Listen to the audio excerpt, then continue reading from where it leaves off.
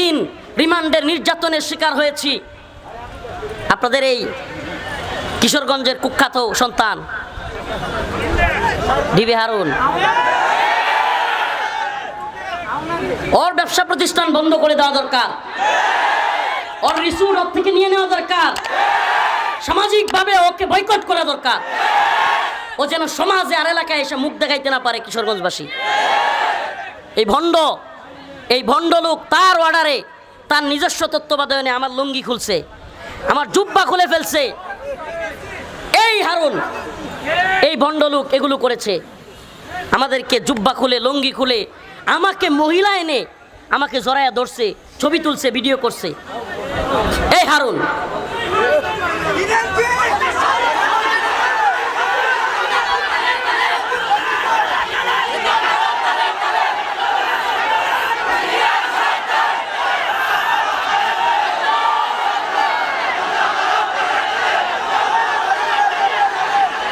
শুনেন, এই যে দেখেন সুবহানাল্লাহ, বেরি তো আমগরেও পড়াইছিল, হ্যান্ডকাপ তো আমাদেরকেও পড়াইছিল, হেলমেট তো আমাদেরকেও লাগাইছিল, কিন্তু মানুষ কি করতে চাইতো জানেন? আল্লাহি একটু বাড়ায় বলতেছি না, শত শত মানুষ যাই পা পড়তো একটু আমাদের সাথে আদালতে নেওয়ার পরে মুসাফা করার জন্য, একটু জড়ায়া ধরার জন্য জাপায়া পড়তো, আর এদের উপরে জাপায়া পরে লাথি দেওয়ার জন্য, একটা ডিম মারার জন্য, পাল্লে গিয়া দুটো জুতা মারার জন্য। ব্যবধানটা বুঝছেন তো? এই যে আপনারা ক্ষিপ্পে গেছেন, এখন পাইলে তো হারুন মনে হয় সিম ডেল হয়ে যেতেন না। এই যে ঘৃণা এবং এই যে ভালোবাসা, এই দুইটা দুই মেরুতে অবস্থান করে। সুবহানাল্লাহ, সুবহানাল্লাহ। তো বলতেছিলাম, আমরা যেহেতু হাসিনার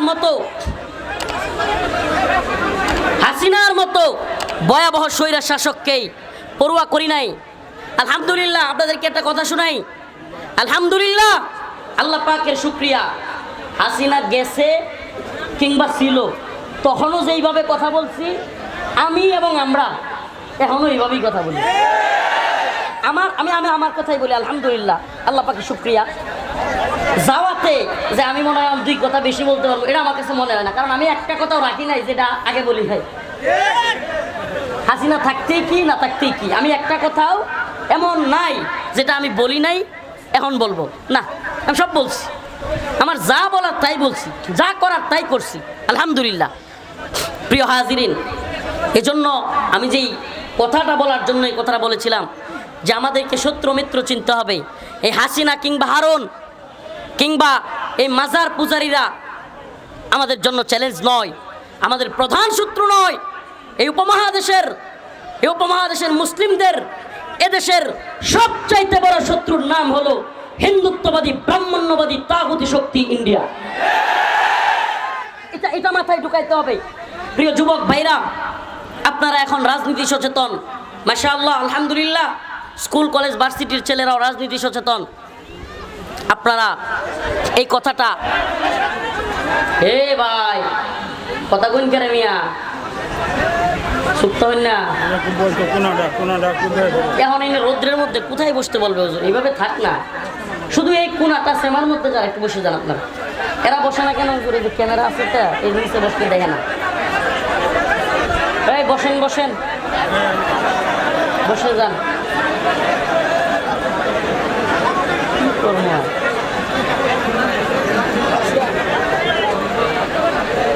আপনারা, আমি তো অল্প সময় কথা বলবো বলছি, আপনারা হই হুল্লোড় করলে কথা বলা যাবে না। অনেক গরম না, অল্প অল্প আলোচনা করে শেষ করে দিতে হবে। আপনারা কি কল্পনা করতে পারেন একসাথে কতগুলো মুজাহিদরে পাইছেন? সুবহানাল্লাহ। এক একটা মর্দে মুজাহিদ, এগুলো আপুসিন মৌলানা না, এই পকেট আর পেটের দান্দা করার মৌলবী আনেন নাই আপনারা। এরা জীবন দিতে সর্বদা প্রস্তুত, এমন অনেক জামাতকে আপনারা নিয়ে আসছেন আলহামদুলিল্লাহ। উম্মার ফিকিরে এদের অনেক রাত ঘুম হয় না এই সমস্ত আলেমদের আলহামদুলিল্লাহ। সামনে বলতে নাই, তবুও বলি, আমরা আপনাদের সামনে আছি, পিছনে আছি।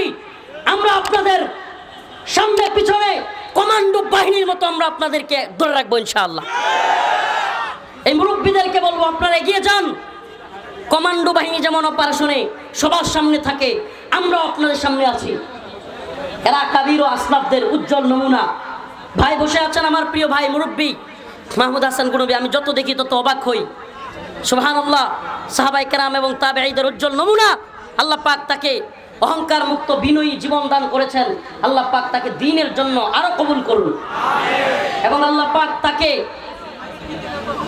দ্বীনের জন্য এমন ভাবে এগিয়ে যাওয়ার তৌফিক দান করুন যেন এই উম্মাহকে নিয়ে আমরা আগামী দিনে ইসলামী বিপ্লবের স্বপ্ন দেখতে পারি। প্রিয় হাজিরিন, তো বলতেছিলাম আমাদের প্রধান শত্রু এই উপমহাদেশের, ইসলামের প্রধান শত্রু এই বাংলাদেশের, বিশেষ করে শত্রুর নাম হলো হিন্দুত্ববাদী। এই কথাটা খুব ভালোভাবে মাথায় ঢোকান, হিন্দুত্ববাদী ইন্ডিয়া।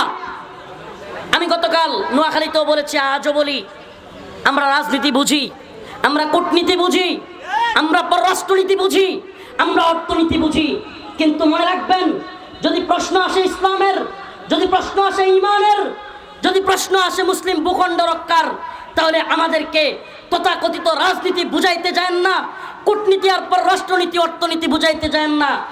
ভারতের সাথে বন্ধুত্ব করবার মতো দুঃসাহস আগের সরকার করেছে, এখনো যদি কেউ করবার চেষ্টা করেন, মনে রাখবেন জনপ্রিয়তা আছে, হঠাৎ করে দেখবেন জনপ্রিয়তার বেলুন ফুটা হয়ে ধপ করে পড়ে গেছেন।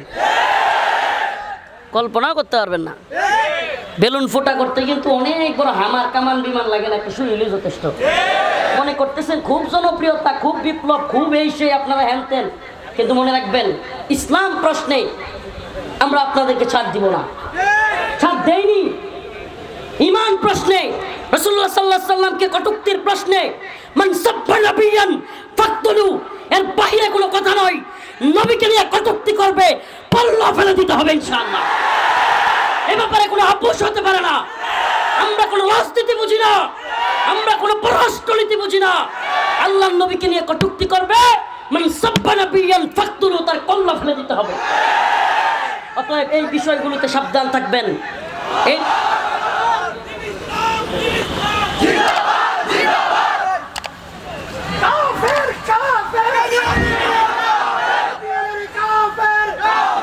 এই কয়েকটা বিষয়ে, এই কয়েকটা প্রশ্নে আমরা আপোষহীন, কথা ভালোভাবে বুঝবেন। ঈমান প্রশ্নে আমরা আপোষহীন। ঈমানের বিরুদ্ধে কেউ কথা বললে, সে আমার বাবা হোক আমি তার বিরোধিতা করব, সে আমার ভাই হোক আমি তার বিরোধিতা করব, সে রাষ্ট্রপ্রধান হোক আমি তার বিরুদ্ধে সর্বোচ্চ হুঙ্কার দিয়ে দাঁড়িয়ে যাব। ভারতের সাথে প্রীত করতে চাইবেন, এ ভূখণ্ডের সবচাইতে বড় শত্রু, অখণ্ড ভারতের স্বপ্ন দেখা এই হিন্দুত্ববাদী তাগুতি শক্তি রাম রাজত্ব কায়েম করতে চায়। ওদের সাথে বন্ধুত্ব করে ক্ষমতায় আসতে চাইবেন, ওদের সাথে বন্ধুত্বের কথা বলবেন। এরা আমাদেরকে এমন কোনো কষ্ট নাই যেটা দেয় নাই। অতএব এই ব্যাপারে আমরা আপোষহীন, এই ব্যাপারে আমরা আপোষহীন। আমরা আপোষহীন ঈমানের প্রশ্নে, আমরা আপোষহীন ইসলামের প্রশ্নে, আমরা আপোষহীন রাসূলের প্রশ্নে। অতএব লাতাজিদান্না আশাদ্দান নাস আদাওয়াতাল লিল্লাযীনা আমানুল ইয়াহুদ ওয়াল্লাযীনা আশরাকু। আল্লাহ পাক বলেছেন, তোমরা মানুষদের মধ্যে আশাদ্দান নাস, কঠিন হিসেবে, শত্রু হিসেবে মুমিনদের পাবে। আদাওয়াতাল লিল্লাযীনা আমানুল ইয়াহুদ ওয়াল্লাযীনা আশরাকু, এদের মধ্যে এক দল হলো ইহুদি, নাম কি, আরেকটা হলো মুশরিক, এই হিন্দুত্ববাদী মুশরিকরা। ইহুদিরা গোটা পৃথিবীতে, আপনি আল্লাহ পাক বলেছেন সেই কোরআনে কত শত শত বছর আগে, এখন মিলাদ পুরো পৃথিবীতে মুসলিম উম্মার উপর সবচেয়ে বেশি নির্যাতন করা একটা দেশের নাম হলো ইসরায়েল। এরা কি ইহুদি, এরা কি, আরেকটা দেশের নাম হলো ফিলিস্তিন, ভারত। কাশ্মীরে আমাদের উপর নির্যাতন করতেছে মুশরিকরা, ফিলিস্তিনে আমাদের উপর নির্যাতন করতেছে ইহুদিরা। আল্লাহ পাকের কথা মিলছে নি? সবচেয়ে বেশি কঠিন শত্রু এরা। এমনকি মাঝে মাঝে ফিলিস্তিনে আমাদের ভাইরা মার্কা এই ভারত, এই বন্ড হিন্দুত্ববাদী তাগুতি শক্তি অস্ত্র পাঠায় ইসরায়েলের কাছে। ইসরায়েলের কাছে লঞ্চ বড়ে বড়ে, জাহাজ বড়ে বড়ে অস্ত্র পাঠায়, গোলা বারুদ পাঠায়। মাঝে মাঝে হিন্দুত্ববাদী নেতারা হুমকি দেয় যে যদি বেশি নড়াচড়া করো, ওই তো সেদিন রাজনাথ সিং প্রতিরক্ষা মন্ত্রী তার সেনাবাহিনীকে বলে তৈরি থাকার জন্য, বাংলাদেশ প্রশ্নে সেনাবাহিনীকে প্রস্তুত থাকতে বলে। আবার বলে আমাদের হামাসের ভাইদের তুলনা দেয়, ইউক্রেন রাশিয়ার তুলনা দেয়। মানে হামাস যেমন ফিলিস্তিনে আছে, ইউক্রেন যেমন রাশিয়া আক্রমণ করেছে, তারাও বুঝাইতে চায় বাংলাদেশে আমরাও আক্রমণ করতে পারি। আমিও বলি আহলান সাহলান, আসো। আমরা শুনো, একটা কথা বলে রাখি, আমরা দুর্বল হতে পারি কিন্তু ঈমানি শক্তিতে বলিয়ান। তোরা দুনিয়ার স্বপ্ন দেখিস, দুনিয়ায় সুখে থাকবার স্বপ্ন দেখিস, আর আমরা শাহাদাতের নজরানা পেশ করে জান্নাতে যাওয়ার স্বপ্ন দেখি। তোরা বন্দুকের নলায় মৃত্যু দেখিস, আমরা বন্দুকের নলায় জান্নাত দেখি। আমরা মনে করি মায়ের খাওয়াও সুন্নত, দেওয়াও সুন্নত।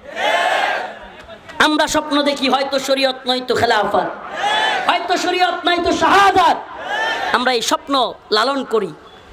ইনসাফের সম্পাদক মাহফুজ ভাই, ওনার একটা কথা 2 দিন আগে আমি ভিডিওতে দেখলাম, খুব ভালো লাগছে আমার কথাটা। এদেশে কেউ যদি মাও সেতুংয়ের কথা বলতে পারে, লেনিনের কথা বলতে পারে, কার্ল মার্কসের কথা বলতে পারে, তাহলে আমি খেলাফতের কথা কেন বলতে পারবো না?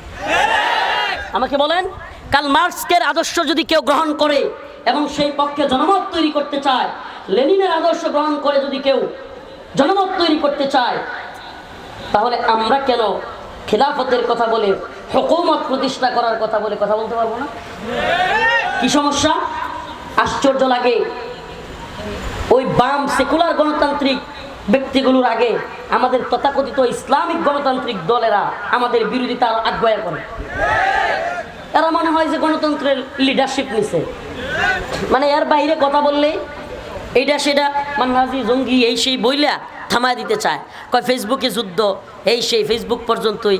তো তোরা কই কি করতেছিস? সামাজিক যোগাযোগ মাধ্যমের গুরুত্ব যদি নাই থাকতো, আমাকে বলেন, হাসিনা সরকার কি সামাজিক যোগাযোগ মাধ্যম বারবার বন্ধ করে দিত? সামাজিক যোগাযোগ মাধ্যমের গুরুত্ব যদি নাই থাকতো, ইন্টারনেট কি যে কোনো বিশ্বের যে কোনো জায়গায় আন্দোলন হলে ইন্টারনেট বন্ধ হয়ে যেত? আপনারা জানেন 7 সিস্টার্সের মণিপুরে ভয়াবহ অবস্থা। ভারত আমাদেরকে কি হুমকি দেয়, হেরা নিজেরাই বাগোয়ার অবস্থা। এখন মণিপুর, সামনে আসাম, ত্রিপুরা, এরপরে সিকিম, হায়দ্রাবাদ, আন্দোলনের দাবানল শুরু হবে। তোমরা আর হুমকি দিও না। এদিকে চীন ঢুকে গেছে 60 কিলো। গতকালকে পাকিস্তান শুনলাম কয়েক জায়গায় ঠুস করে মেরে দিছে। এত সহজ না দাদা, আস্তে, এত সহজ না। এই শতাব্দী ইসলামের বিজয়ের শতাব্দী, লিখে রাখেন। শুধু তন্ত্রমন্ত্রকে লাথি মেরে দাওয়া এবং জিহাদের পথে আসেন। এই শতাব্দী মুসলিমদের বিজয়ের শতাব্দী। এই শতাব্দী হিন্দুত্ববাদী, ব্রাহ্মণ্যবাদী সমস্ত তাগুতি শক্তিকে পায়ে ঠেলে, পায়ের নিচে ফেলে নাস্তানাবুদ করে এগিয়ে যাওয়ার শতাব্দী। আল্লাহ রাসূলের ঘোষণা, ইসাবাতান মিন উম্মতি আখরাজাহুম আল্লাহু মিনান নার, ইসাবাতুন তাগজুল হিন্দা ওয়া ইসাবাতু মা ঈসা ইবনে মারইয়াম। আল্লাহ রাসূল বলেছেন, গাজওয়াতুল হিন্দ হবে, হিন্দুত্ববাদী ব্রাহ্মণ্যবাদী তাগুতি শক্তির বিরুদ্ধে মুসলমানেরা জিহাদ করবে। সেই যুদ্ধে মুসলিমরা বিজয়ী হবে। হিন্দুস্তানের নেতাদেরকে পাল্লায় ধরে টেনে হিচড়ে বাইতুল মাকদিসের দিকে নিয়ে যাবে ইনশাআল্লাহ।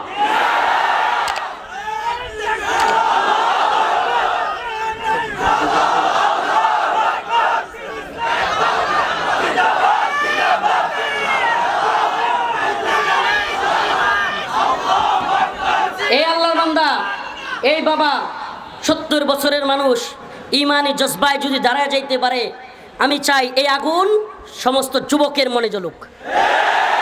লাগবে ইসলামী হুকুমত, এই আবেগ সমস্ত যুবকের অন্তরে লাগুক। আমরা আর তন্ত্রমন্ত্রের দেশ দেখতে চাই না। আমরা তন্ত্রমন্ত্রের সংবিধান দিয়ে দেশ পরিচালনা দেখতে চাই না। এটা শুধুমাত্র বেইনসাফি, জুলুম, নির্যাতন ছাড়া এই সংবিধান বা এই সিস্টেম আর কিছু দিতে পারে না।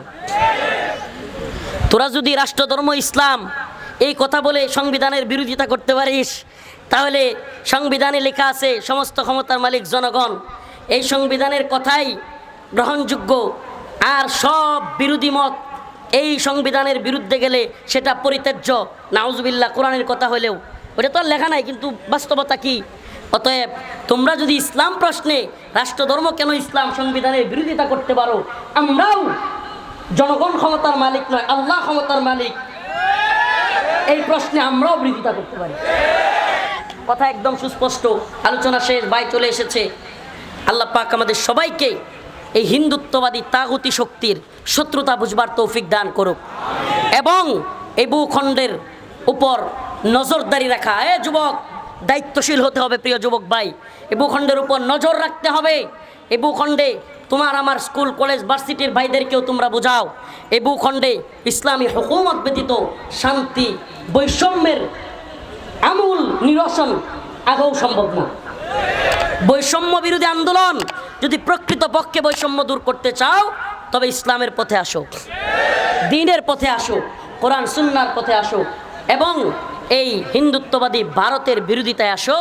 তোমাদের সাথে আমরা একমত, তোমাদের সাথে আমরা একমত। আবারও বলতেছি, আমি আর আপনি দুইজন মিলে ঢাকা যাব, দুই দলের লোক একসাথে যাইতে সমস্যা আছে? সমস্যা নাই। আপনি যাবেন ময়মনসিংহ পর্যন্ত কিংবা গাজীপুর পর্যন্ত, আমি যাব ঢাকা, ঠিক আছে? আমার সাথে আসেন, আমরা এই রাজনীতিগুলো বুঝি যে আপনি ভিন্ন মতের, আপনার দৌড় গাজীপুর পর্যন্ত, আচ্ছা আপনার দৌড় গাজীপুর হোক, আসেন আপনারা নিয়ে একটু আগাই, এতে সমস্যা নাই। কিন্তু মনে রাখবেন, ইসলাম প্রশ্নে, দ্বীন ইমান প্রশ্নে আমরা আপনারও বিরোধিতা করতে পারি, আর না হয় আপনার সাথে আমার থাকতে সমস্যা নেই। নাসরুম মিনাল্লাহ ওয়া ফাতহুন করিব ওয়া বাশশিরিল মুমিনিন। আসসালামু আলাইকুম ওয়া রাহমাতুল্লাহি ওয়া বারাকাতুহু। ভাই, আমার প্রিয় বড় ভাই, আমাদের সেরেতাজ মুফতি মাহমুদ হাসান গুনবী হাফিজুল্লাহ এখন কথা বলবেন। দয়া করে কেউ হই হুল্লোড় করবেন না, উঠাউটি করবেন না। আমি আপনাদের সন্তান, কিশোরগঞ্জে প্রায়ই আসি, আমার বাড়ি এখান থেকে কাছাকাছি, অতএব আমার জন্য এখন হই হুল্লোড় করে প্রোগ্রামের সৌন্দর্য নষ্ট করবেন না, কেউ দয়া করে উঠবেন না। এরপরে শেখ হারুন ইজার হাফিজুল্লাহ আছেন, জসিমউদ্দিন রহমানী, সুবহানাল্লাহ, কত বড় বড় মানুষ পেয়ে গেছেন। বসবেন তো ইনশাআল্লাহ। আসসালামু আলাইকুম।